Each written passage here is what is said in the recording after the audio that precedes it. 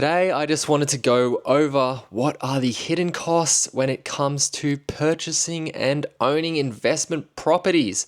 My name is Thomas O'Regan, and between me and my wife, we have an 11 property portfolio which we have built over the last 3.5 years. Now, I just wanted to make this quick video today because a lot of people are confused about what what they're going to have to pay for when they purchase a property. Well, for one, you've got the deposit. The deposit is, in most circumstances, the biggest thing that you will have to pay for when it comes to purchasing a property. The deposit can be anywhere from, 2%. In some circumstances, yes, you can get into a property with a 2% deposit, but that's not very common. More commonly, if you are buying a personal place of residence, you can use a 5% deposit, and the Australian government is really opening up who is able to use that scheme, where they're able to use a 5% deposit to buy a home to live in. And then like normally what people do these days is they use between a 10% deposit and a 20% deposit. And I'll just tell you guys a little bit a difference between the 10% deposit and the 20% deposit. With a 10% deposit or anything under any deposit amount under 20% for that matter, you will have to pay something called lender's mortgage insurance, which is basically an insurance premium that you pay so the banks are covered in the case that you default on your mortgage. Essentially, if you are not putting 20% of your own money into the deal, the banks don't want to be at risk if they are in a situation where they have to assume the property and sell it to make their profits back. So that is LMI in a nutshell, and you will have to pay it if you are doing a deposit anything less than 20%. In most cases, it's ideal not to have to pay LMI, obviously, if you can. All you have to do is just go in with a 20% deposit. But I would recommend in most cases, the property prices are going to increase faster than you can save for them. So the actual cost that you will pay for the LMI is often worth it. So that's that.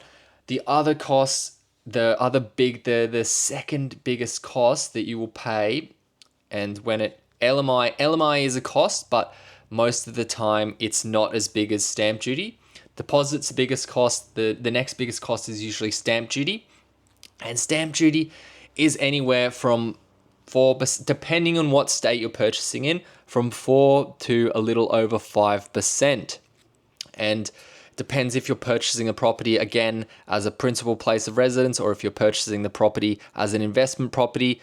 And as I said, it depends on what state you're purchasing in the property in, that will determine the actual rate of stamp duty that you pay. But it is anywhere from, the stamp duty is anywhere from around 4% to a little over 5% of the property value. So the other big cost that you will pay, which isn't super significant, but it is legal fee. And when I buy residential property, I just bundle the costs into one. After I calculate the stamp duty and the LMI, if there is any, I just bundle the rest of the costs into something that I call acquisition costs, so I can quickly assess the viability of a deal. And usually the number I'll go for at the purchase price that I like, which is a purchase price of around $300,000 property. But you can scale it up or down.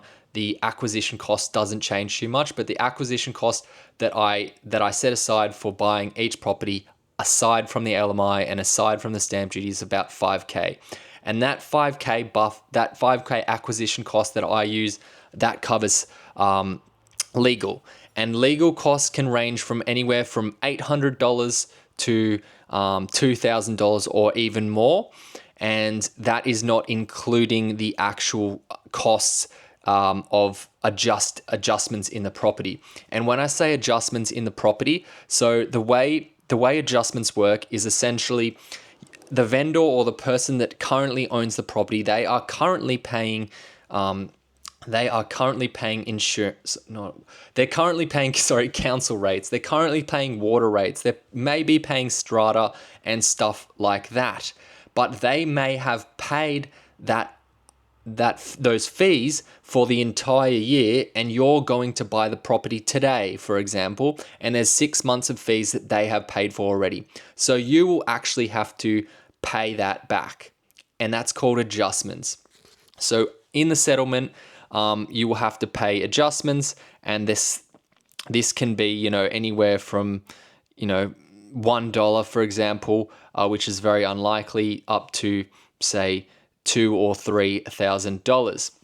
And then along with settlement, which I just bundle into legal costs, is other costs like PEXA and stuff like that your solicitor or legal team will process. So PEXA and all settlement fees like that, they're just all quite small fees, ranging from $150.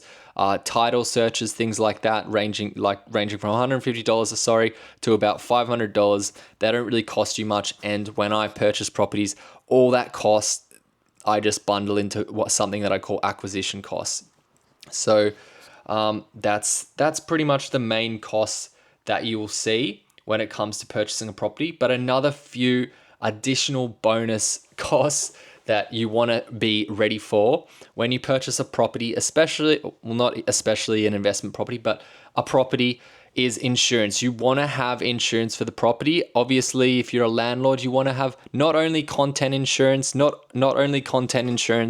but you want to have sorry, my dog is going nuts back there. You not only want to have content insurance, but you want to have landlord insurance as well. And, depending on the price of the property, depending on the rental income of the property, this insurance can range anywhere from, low 300s to, thousands of dollars a year. Also, depending on if you're buying a freestanding home or not, you need to account for strata fees.